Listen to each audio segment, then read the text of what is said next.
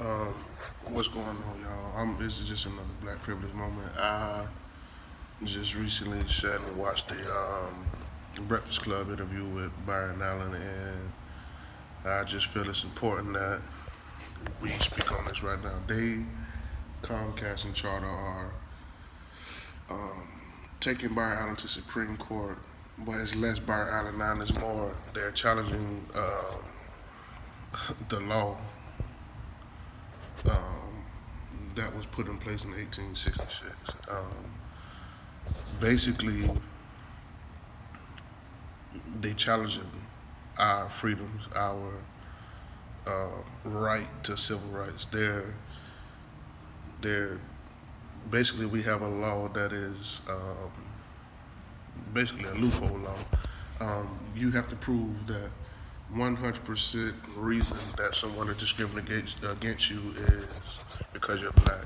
And if they say it's 99% because he's black, but 1% because he didn't cut his hair yesterday, then they can win. So the law is the Supreme Court case is essentially challenging the fact that or the situation that we're in now. So it would take us back to 1866. We would have to rewrite all the civil laws, and that would put us in a state of, um, for lack of a better word, slavery, because these are the laws that that took us away from that. So we have to figure out a way to go against Comcast and Charter. We have to figure out a way to impact them enough that they understand that what they're doing is crazy. The laws, can they be changed? Yes. Is just the way to do it? No. And it kind of plays into a lot of the things that's going on. We have a president that decided to turn the police loose on us. So we have these situations with our people dying. We got to if we're able to change the narrative of how we move and how we think or what we do, then we can kind of control what happens. Then if we can make them see that it's us that makes them who they are, um, then we'll move a lot of places. What happens is if you're not willing to work for your dreams, then someone will hire you to work for and build their dreams. And so we have to start becoming workers and builders of our own dreams, thus giving us leadership positions, board meeting roles, council positions, so that we can push ourselves forward without having these type of situations. We it's just something that we got to do. I'm a firm believer in the growth of my people, of our people, of pushing forward and stepping forward in these movements and not allowing nothing really to hold us back from that, to hold me back from that. So, just a little background on me. I'm from Daytona Beach, Florida, born and raised, Ormond Beach to be exact. I went to school here locally. I worked here locally, and now I'm locally a business owner.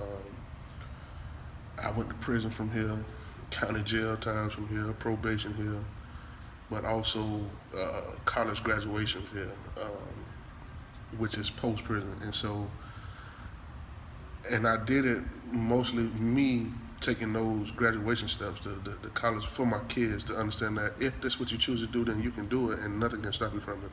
The business owner for me, my family, and my children also, so that they can know that you don't have to go do that for nobody. You can go do this for yourself if you have a dream and you believe in it. And this is the second time I'm starting a business. I started a music business years and years ago, right out of high school with it. As I worked for other people because I thought that you should work, you have to work. That's just the way of the world. So now I understand that, especially as black people, we have to be owners of businesses, of LLCs, of we have to take control over how we're going to be financially compensated. And when you own a business, you set the numbers. It's just that simple. And so we have to get together, come together, call for meetings in communities and neighborhoods and cities and counties and then in states. And we have to come together and come up with an agenda. Big Mike spoke on that at the um, at the summit that Diddy hosted with Ti and the senators. And so we have to look into these things, look at these meetings, watch these interviews, and see exactly what's going on in the places that we don't necessarily speak on a lot about, or we don't give um, viralship, I should say. Um,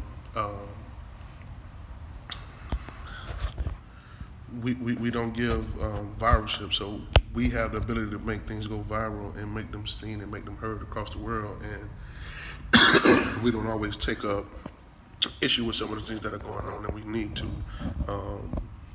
Kirk Franklin just had to make a post the other day on one of the social networks, and speaking about his speech being cut out, edited and cut out from the live TV broadcast, from the TV broadcast, not live. I'm sorry.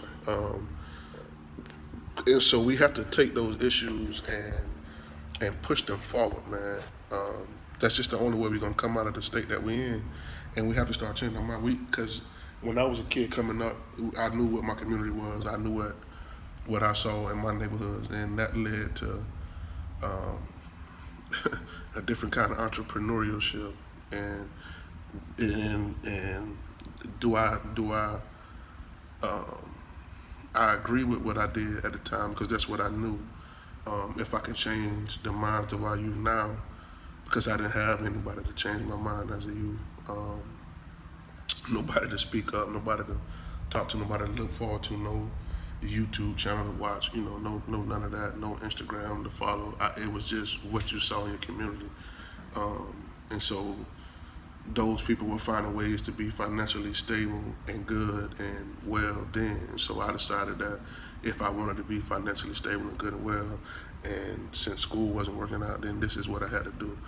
And it wasn't working out because of education. I just had a situation happen, and I had to, roll with the punches. So basically, I'm posting this right now just as a short brief to make people open their eyes. I hope that y'all would listen and look and see and learn and watch, and just open your eyes and see what is going on around us.